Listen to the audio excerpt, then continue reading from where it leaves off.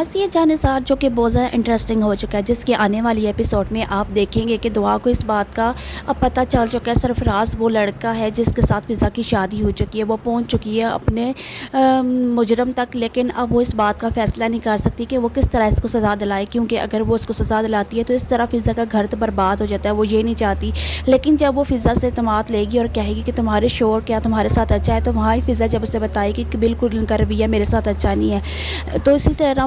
دعا اس کو کہہ دے گی کہ تو وہ اچھے طریقے سے تم سے بات نہیں کرتے، تمہارا خیال نہیں رکھتے، ایک شوہر کی رسپانسبلٹی نہیں نبھاتے، تو تم کیوں زبردستی یہ رشتہ نبھا رہی ہو۔ تو وہاں ہی فضا کہے گی کہ میں کیا کروں، بابا کی طبیعت اور ان کی عادتیں دیکھ کر میں کبھی تمہاری وجہ سے اس گھر میں لوٹ کر نہیں آنا چاہتی، اس لیے میں مجبوری کا رشتہ زبردستی نبھاتی چلی آئی۔ لیکن اسی طرح دعا اس کو کہے گی کہ یہ تم اس سے ڈیورس لے لو، میں یہی چاہتی ہوں کہ میری بہن کسی مصیبت میں نہ پڑے، کسی کی مجبوری،